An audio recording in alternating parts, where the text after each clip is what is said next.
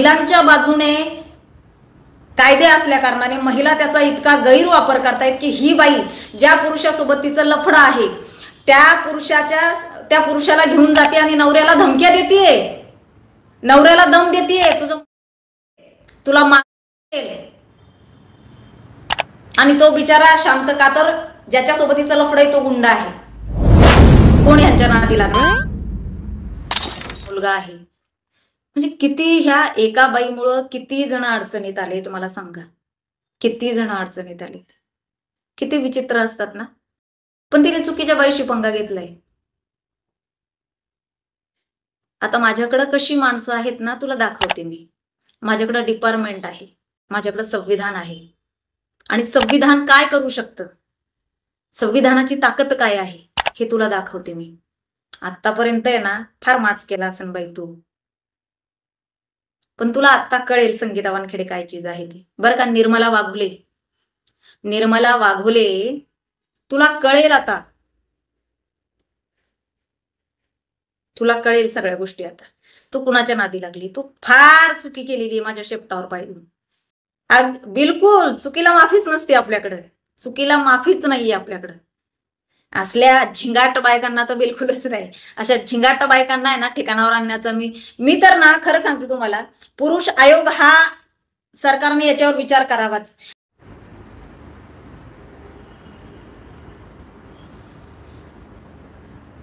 नाही आता खरं सांगते मी, अशा नालायक बायकांमुळे पुरुष आत्महत्या करत आहेत. सरकारने खरंच याची दखल घ्यावी, सरकारने याची दखल घ्यावी.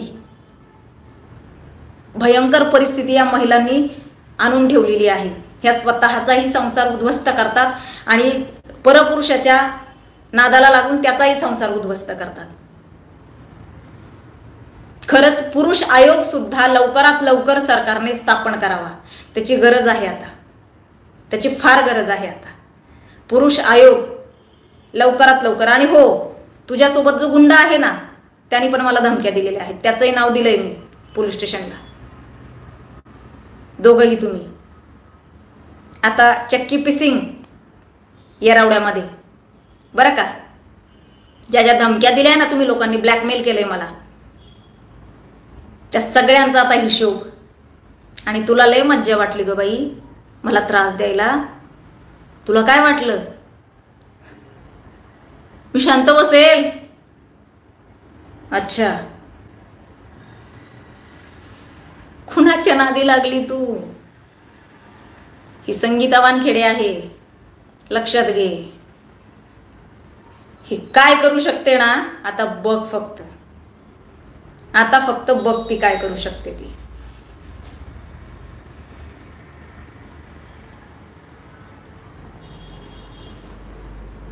चला हरकत नाहीये, CP ऑफिसला पण चालली आहे आणि लवकरच पत्रकार परिषद पण घेणार आहे याच्यावर आणि पूर्ण खुलासे करणार आहे. मला कशा पद्धतीमध्ये ब्लॅकमेल करण्यात येते गेल्या 6 महिन्यापासून, मला कशा पद्धतीमध्ये ही दोघं जण त्रास देत आहेत आणि मी आपलं दुर्लक्ष करते म्हणजे असतील कोणीतरी.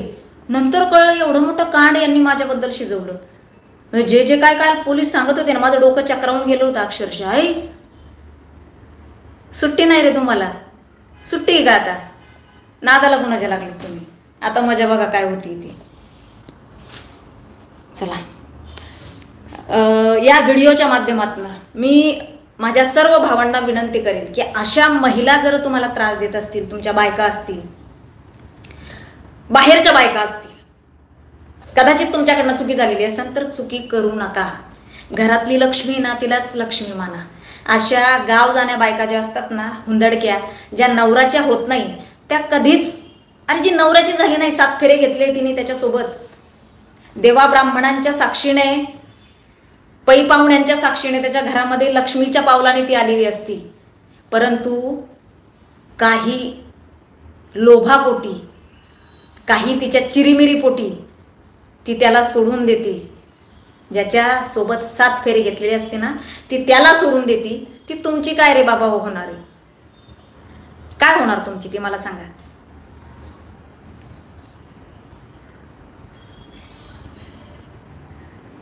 त्यामुळं लक्षात ठेवा, घरातल्या आपल्या बायकोलाच लक्ष्मी माना. लक्षात घ्या, अशा बायकांच्या नादी लागू नका. बघा, हिने नवरा सोडला आणि दर महिन्याला दर वर्षाला बदलतीये, आणि हिला कोणी सुपारी दिलीये मला ब्लॅकमेल करायची. आता ते सगळं गेलं बाहेर लवकरच. त्यामुळं माझी विनंती आहे पुरुष मंडळींना की अशा, तो नवरा तिचा काल धाय मोकलून रडत होता, लेकरासाठी पदर पसरत होता आमच्याजवळ की माझ्या लेकराला काही करू नका, माझ्या पोराचा काहीच दोष नाहीये. ही बाई नालायक आहे, त्या लेकराचं विनाकारण नाव घेते. माझं पोरगं खूप चांगलं आहे, कष्ट करतंय, त्याचं पोट भरतंय. म्हणजे त्या पोराला पण किती लाज वाटेल ना, ज्या वेळेला त्याला कळेल की त्याची आई अशी कामं करते. किती लाज वाटेल ना त्या पोराला पण. भयंकर परिस्थिती महिलांनी उडवून आणलेली आहे, लक्षात ठेवा. काय बायका आहे तो, बापरे बाप. तर चला, अशा बायकांनाच ठिकाणावर आणण्याचा विडा मी उचललेला आहे. असं कोणाच्या सोबत घडलं असेल, अशी जर कोणाची बायको कोणाला छळत असेल आणि त्रास देत असेल ना, बिंदास या बहिणीला कॉल करा. माझा नंबर स्पष्ट मत लाईव्हला आहे, तिथून माझा नंबर घ्या आणि मला कॉल करा. अगदी, पण जीव गमावू नका. नाही रे बाबांनो, असल्या फालतू बायकांसाठी जीव गमावू नका, लक्षात ठेवा.